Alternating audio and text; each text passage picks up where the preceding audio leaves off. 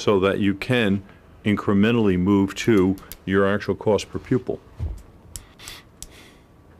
That would be best done sooner rather than later, right? Sometime in the fall. Right. But it would seem to me that it would be incumbent upon the board as a policy decision each year To review our, Exactly. I agree. and then set accordingly, and to try to set the tuition rate at an earlier date so people can then make informed decisions. So Do we put have one- that in policy Do we right have, now? can we get a cost per student at Thackeray, what it costs per year? We don't know yet right now, but, I think that's what you gave, Hunter. Yeah, You want me to do it The right now? envelope is around About 10. 10,005. is about- okay, yeah. I just want to make sure, so it's approximately that much, and that includes all the special education requirements and Exactly. everything. It's the Thackeray That budget. The typical peers probably don't get all the services. Probably higher because. Well, they're in the room with the other student, but I see what you're saying in terms of like the Services and pullout stuff, and the yeah. physical therapy and the speech and those sorts of Thank things. you. Yes, gotcha. That's right, you do work in special ed. So do we have, so do we have any Forgetting. agreement on this and that we can take up a motion to, Actually, you can't vote. well, we're gonna put it in Yeah. the Under budget, business in the item. business Okay, item. yeah. But are we at some make a motion. some level of agreement? So we'll just, for now, we'll move on to the review of the FY18 roll-up budget. And the go-forward plan. What I thought we'd do in a very brief fashion is to take a journey of where we started 3 days after I began, and where we are today. Because in effect, we need to start moving the board into a decision-making mode. You were kind enough to provide to me the guidance. We sat here in first week of December, first meeting, asking for guidance of going forward of how you would like for the budget to be processed to develop. I'm not going to read you all of these things, but essentially we have been able to use this as our guideline for how we have brought to you the information. The only thing I've not been able to do, and that is to provide you with a program-oriented budget. I would urge that the board, if they wish to move in this direction, you need to start that well before the budget season in the fall. And oftentimes, if you want to do a cost-benefit analysis in a POB, then I would urge you to consider having an independent group do that and find independent funding so there's no in-house value or in-house bias for an evaluation of a program. We will, once the board starts making its policy decisions, we'll translate all of what we have given to you in gross fashion to a school-by-school budget. So you'll be able to have that and see your comparisons. On the second page, I've excerpt from your triennial plan and your work plan budget development, all of the things that you had said you wanted to do going forward for this year. And some of these apply for your go-forward plan with regard to outreach to the community as well as the city government. And I would just urge you to take a look at I provided hard copy for that as well. So, just as a quick roll-up and a reminder of where we are and where you need to go, I have asked basically to quickly give to you and for our viewing public's pleasure a bit of an overview one more time. So, with that in mind, I'm going to ask for Hunter to talk about starting with where we are with our cost drivers. Okay. Again, I believe this is all information that you've seen before and has been made public before, but just wanted to kind of review the bidding here. In terms of next year cost drivers, they fall into three or four big categories. They're the fixed benefits cost, like the retirement and the health insurance, over which we have little or no control. There's staff services that need to be added to address student enrollment growth. Again, competitive salaries for staff, and also to ensure that students have adequate materials and supplies.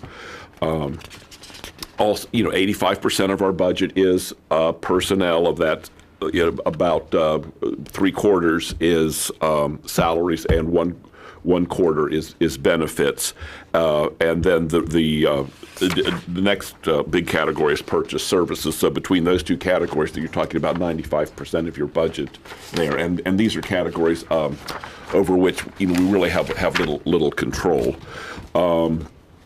In terms of fixed cost changes, have provided a list of both the personnel and the non-personnel fixed cost items that we've been able to identify thus far, which taken together total about $690,000. In terms of looking at the salary history, have provided a little more information here. Hunter, could Yes. you stop? You said 916? Actually, 690. Oh, sorry. Yeah, Keep going. 690. Yes. History of the salary improvements, about what has taken place. One thing I would point out is, given the board's decision on the calendar and reducing the number of days with students, and also basically making them unencumbered days for the professional staff, for the teachers, what this means is that for support staff who work with students or provide services to students, which would be food service, bus drivers, paraprofessionals, these clinic aides, that would actually mean 2 fewer days of work, 2 fewer days of pay. And I know Dr. Schiller has addressed this with a memo to the board, suggesting one option would be to counteract the negative impact here by making adjustments to the salary scales accordingly, so that nobody would lose money, and simultaneously our support salary scales would become more competitive with the region. But it would be about $36,000 reduction just for those 2 days. In terms of the various building blocks or costs of the salary improvements for staff, a step is $950,000, and each 1% is about $360,000. To the point Mr. Lawrence made at our last meeting, one approach to make sure that our teacher salary scales stays fairly in line with Arlington would be a fix that would cost about $44,000. It would be very specifically targeted at certain lanes and steps. Provided the information once again on where we stand with Arlington with the professional scales, where we stand regionally with support, hourly rates. In terms of class size enrollments and growth, have provided information in terms of FT about where we are currently, what's being asked for next year, and then the associated cost with that by employee group, professional support, administrative, and also by location. And behind that, the board had requested that we look at the personnel requests and see if we could reshuffle them into some logical categories. And Dr. Schiller had identified that, obviously we need to flag the mandated ones first. These I've worked with Liz Germer on. And so we've identified the mandated, those positions that are directly related to classroom instruction, the delivery of instruction to students. Third category is those positions which provide other direct support to services, although not necessarily to students, although not necessarily in the classroom, and then positions related to overall school operations. And I would say, for example, the request for clerical support at Jesse Thackeray Preschool, which would, although not delivering instruction, would in fact address some of the things that Ms. Gill brought up in terms of the clinic, the food, assisting teachers, some administrative things. So we've broken those out by category. Something you saw at the last meeting too, operating revenue as projected currently, we're anticipating, given the information we have received from the state, from the governor, and then also some preliminary projections from the city manager and general government staff, revenue increase of $1.5 million at this particular point. And so, what does this mean if you take it all together? On the final, actually, penultimate page have put together the price tag of the various items, just listed the fixed cost, assuming that the board gave all staff a step increase and a 1% cost of living adjustment. Again, just one scenario, provided the competitive adjustment for the teacher scale, factoring in the savings from the fact that there'd be 2 student days, the total request for new staff of the $2.5 million, and then the total of what is one option for restoring materials and supplies to 114. Total new costs of $4.65 million.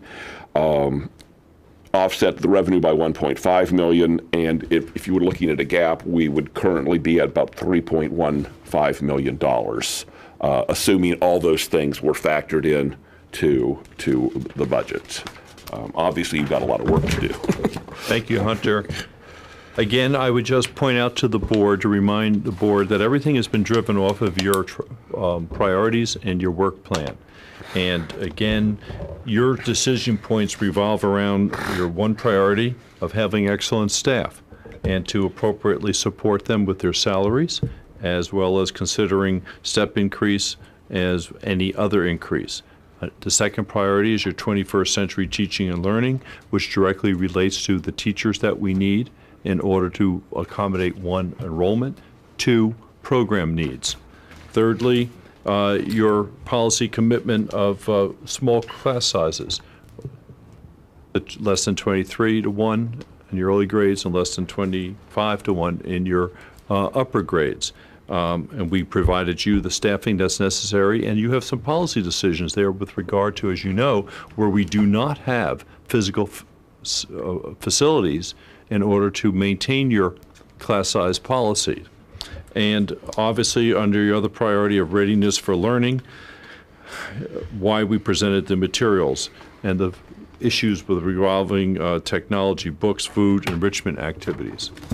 So before you, we put in here, for anyone who does not know, for the public, what the, I asked Hunter to pull out the controlling statute for the city with regard to, and here for the school board, that's the duty of the school board to file its operating budget estimates and so forth.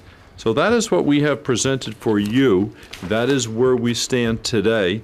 And now you have your questions before you in terms of developing your go-forward plan and some of the things that you want to see and some of the decisions that you need to make.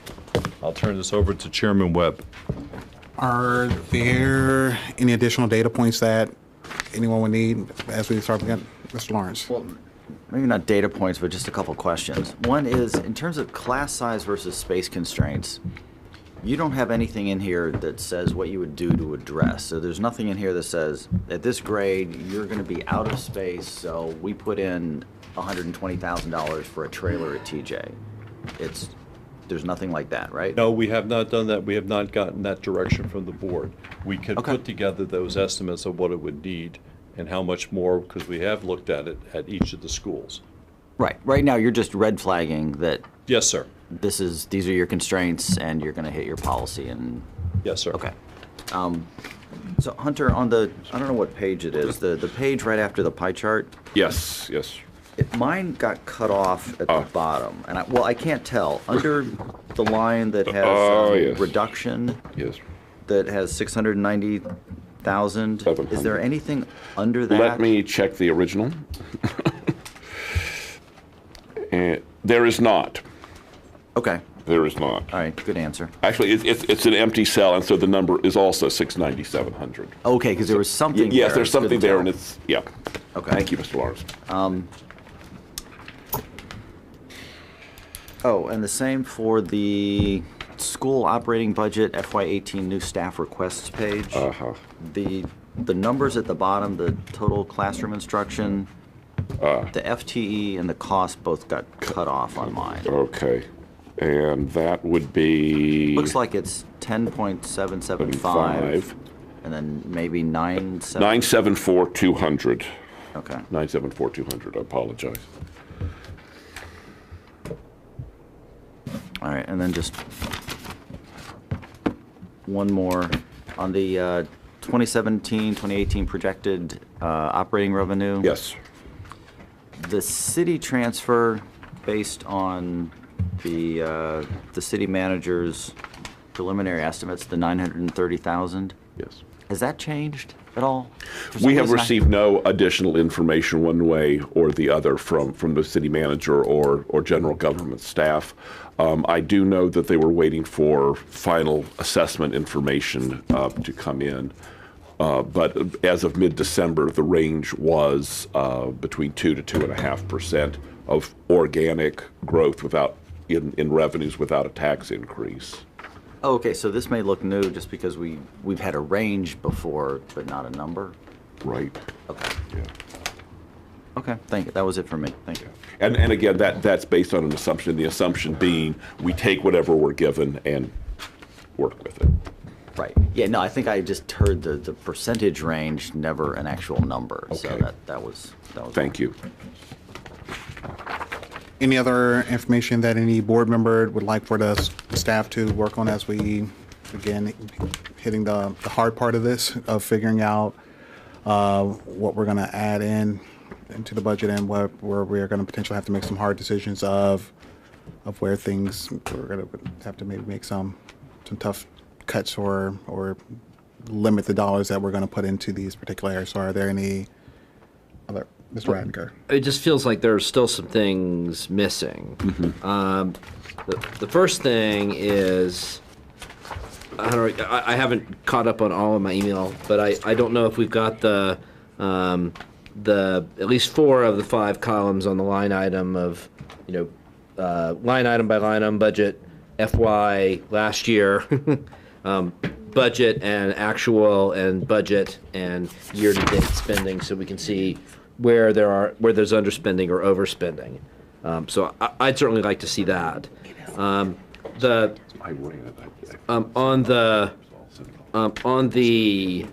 It was for this year, though. prioritization, you broke the expenditures into buckets, but I was hoping, I don't know if it's reasonable or not, but I would very much like to see a building by building analysis of prioritization across those categories. In other words, I think, like I said, I'd be surprised if a custodian is not a priority for at least one principal and maybe more than one principal, probably more than teaching staff in some cases.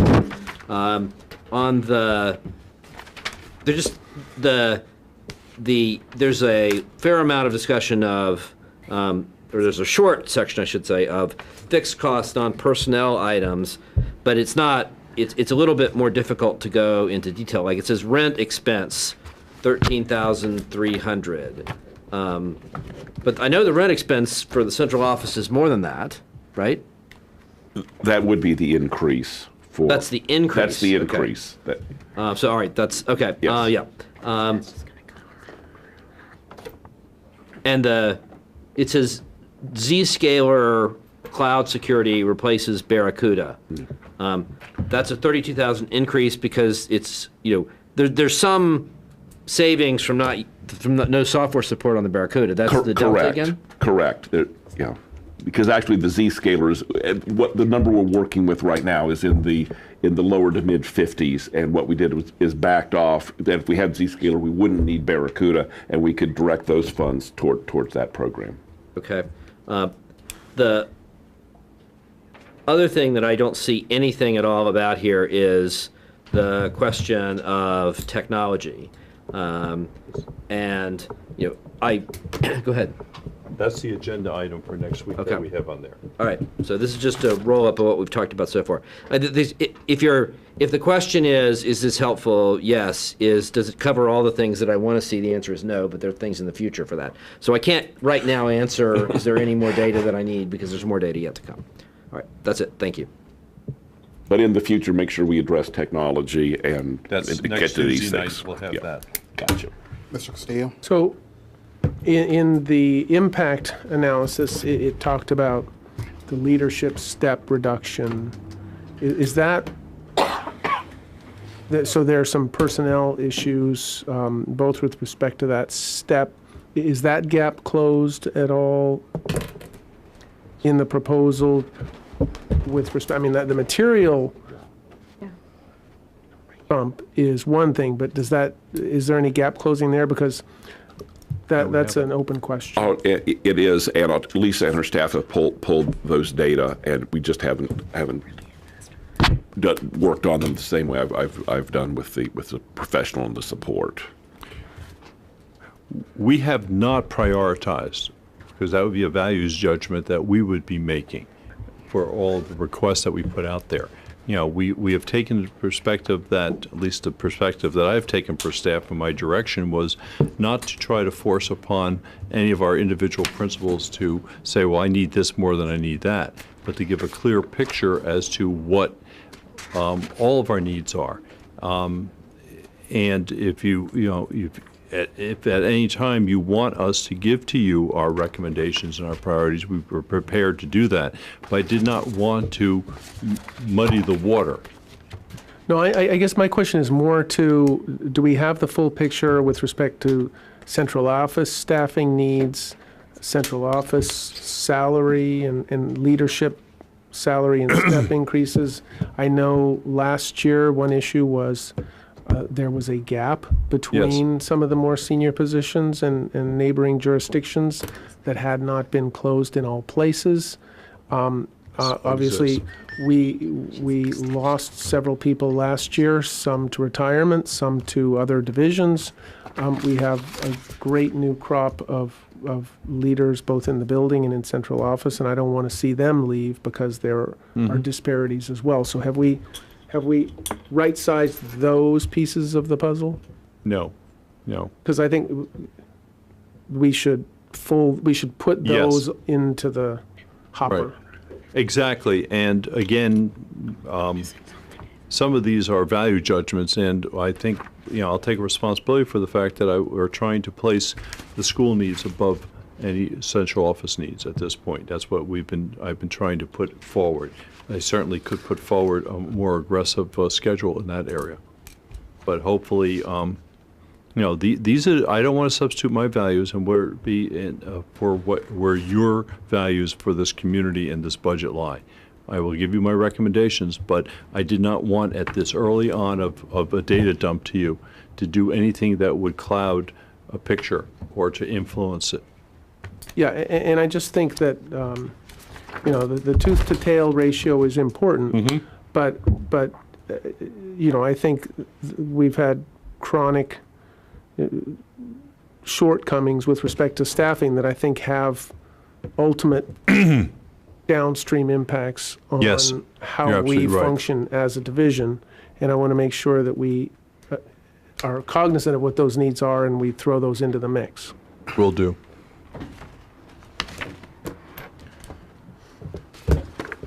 Mr. Nkuma? Can I ask about, and maybe I'm not looking for it in the right place, but can I ask about technology and technology spending? Next week. Oh, next week? Yeah. Okay. Anything else? So just kind of laying out the schedule. We have another work session next week on the 24th. That's where the technology conversation will come up, as well as I believe the security, IT, network security, I think will be a part of that conversation as well, if I'm not mistaken. Then we have one on the February 7th. We have a regular meeting on the 14th, of course, public hearing. We're part of that as well.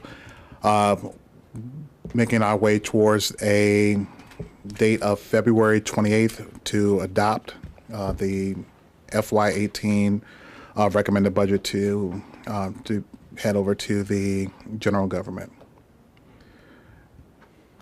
Mr. Chairman, just a question. One of the things we've done in the past is deploy school board And I was just going to say, buildings. we need to come up with as we get closer to that February 20th date, and it is going to be very important for us to work with our colleagues on the general government side to stress to them the importance of the budget requests that we ultimately come up with. that every dollar that we are asking for and the importance of it in this year's budget is critical to make sure that our school division stays ahead of the game and competitive with the jurisdiction that around us. I think we definitely need to do that and come up with that buddy system and set up opportunities where we're going to talk one-on-one with our colleagues and making sure staff providing us with the tools to make sure that when we go talk with them, that we have the data points and talking points that will help them to understand what our budget requests will be. Are we proposing to do that after we've finalized our budget or before? I think it would be as we come to some type of agreement, as we talk through these different portions of the budget, I think if we at least start laying a foundation with them before then, I think would be good. The earlier we talk with them, the better I think we may position ourselves. But definitely once we finalize our budget, know what we're asking for, be prepared to meet with your particular council counterpart and have your data points, talking points, and stress to them that we're not asking for anything that is not a need for us in budget. And we recognize that we have limited dollars and resources, but last year we absorbed a pretty hefty cut, and we need to start replacing those dollars that we lost last year. And I hear you loud and clear, but and maybe I'm not hearing what I want to hear, or I'm hearing nothing from the other across town, but all I'm hearing is any increases are going to the CIP. That's what I'm hearing. And Hunter, you could correct me, but the word is 5 cents this year, 5 cents next year, 5 cents the following year, and all that money is going to the CIP. So what's left for any increases for us and anything else around the city? I don't know. I've heard 2%. I don't even know where that 2% is coming from, because, where are we generating that from? And for me, this is a non-starter unless the $900,000 that we lost last year is plugged in. That's my baseline. Because we haven't even filled that bucket. So, I mean, if I'm offered $500,000 extra over and above what was approved last year, my thought process is I'm $400,000 short. Because I need that hole filled with an extra 150 kids or whatever we got. I mean, it's, you know what I mean? So I guess, Mr. Chair, I'm struggling with having a conversation with them when we don't know where they're coming from. Does that make sense? It does make sense, and I think we have at this point a general idea of where they're coming from, but I think it's incumbent upon us to share to share with them that we took a hit, and I understand we're recognizing that, particularly on our CAP side, we worked hard to find ways to revise and address some of those issues ourselves without putting it in a request for them.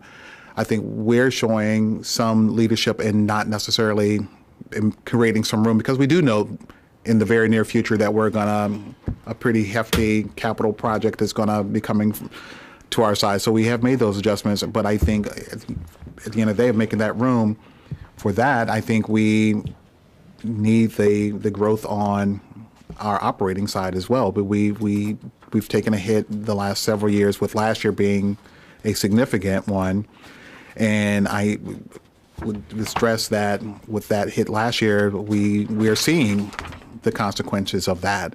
And that I think hopefully that when we put our budget together and giving additional opportunities for citizens, and particular parents, to have a transparent process that we're trying to have now, that we can bring them back into the fold, to not only us going and making our case, that we have them making our case because they've potentially seen the impact for their students because the cut we took last year, because there was no small dollar amount that we took last year, and I think we're seeing the repercussions across the board from that. Mr. Castillo. Just a couple of observations, Mr. Chair. One of the things that I think we should not concede is the division of whatever organic growth there is in the budget. I don't think 50-50 split necessarily makes sense if our population is growing an order of magnitude or more than the city population as a whole. So I think the allocation of whatever organic growth there is should be an open question.